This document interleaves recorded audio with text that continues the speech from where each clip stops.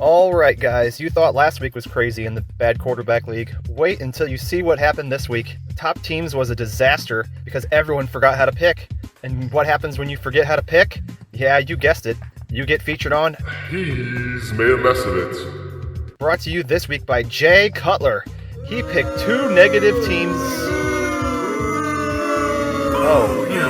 Yeah, you're right. I forgot about someone else who really sucked, and that person is me, Tony Banks. While I didn't start my worst two teams like Jay Cutler, I did miss out on Jacksonville, which if I end up getting relegated at the end of the season, this will definitely be the reason why. You just can't miss big weeks like this down the stretch. Let this be a lesson for the rest of you to not be like me. Well, I wasn't the only one who didn't start Jacksonville, and we weren't the only ones who missed out on some top teams. Look at this. No one started Arizona, and only one of us started Atlanta. I'm surprised this week ended in a tie because the Turbush League didn't even show up this week. They have no check marks on either side. Complete mediocrity. No surprise there. Over in Moneyballin' It, I really wanted to pick Colt Quinweden this week, who started his top two teams and got good points, but he started his first and second round draft picks. Then I noticed other players like Wade Wilson and Jeff George did the same thing. So I switched to Tyler Palko, who didn't quite start his top two teams, but he did squeeze some points out of his later draft pick, Atlanta, and was the only one with a check mark on top teams. Kudos and kumbaya.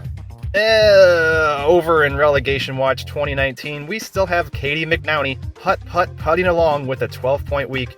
He gained 31 points on 6th place, but is still 95 points back with 4 weeks to go. Now I'd like to present the current top teams of the season through week 13.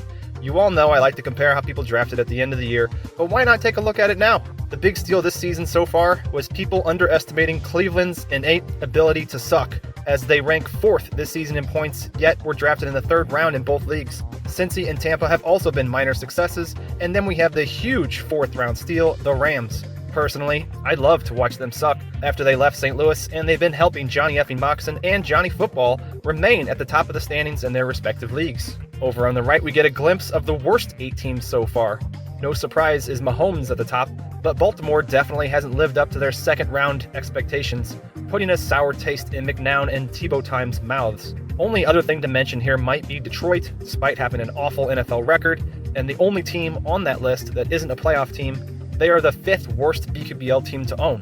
Perhaps with Stafford gone, they will drop out of the worst 8 by season end. Some busts that don't show up on this list are Buffalo, who was drafted 1st in Turbush and 3rd in the Kirsch League. Arizona was drafted 3rd in the Turbush and have ended up pretty average with a 150 score. And San Fran was technically drafted 2nd in the Kirsch League, but to Wade Wilson's credit, looking at his Niners starts, I think he's gotten the most possible points out of them. Finally, we get to the Week 13 standings where everyone either did average or bad. Palko gains 11 points on Moxon, but he's going to have to do a lot better than that to close the gap. Wade Wilson and Wynn kept pace, but didn't change in the rankings from last week. I question Wynn's Carolina start against the Redskins over the Giants in the snow against the Packers, but whatever, I don't think it's going to matter when he's destined to finish 2nd, 3rd, or 4th. Chris Winkie cooled off after last week's 123 and realizes he's only 42 points above the relegation line. Jay Cutler is fortunate to also be above the line after his awful week, but just like Tony Banks not believing Tampa Bay would frustrate Nick Foles, who could have predicted Miami going ham on the playoff contending Eagles or Houston torching the top defense in the league? I think both of us need to start a support group. Then there's Cade McNown, who continues to pick well. In the last 4 weeks, he's picked 7 out of his 8 top scores. And in these videos, he receives nothing but insults. Hey, you can come join our support group too, buddy. No support group needed in the Turbush League where everybody's out for blood. Chad Hutchinson missed out on Jacksonville on their 81 points, but still remains more than 150 above the promotion line. In the fight for the 2nd spot, Jeff George took my prediction last week personally and found his top 2 teams and 37 points. Johnny, the chosen one football, kept pace, but missed out on Arizona while putting too much faith in a Brown Steelers repeat. Ryan, former chosen one, Leaf, got scared by the Jets' sudden competence last week and missed out on them being his best team this week.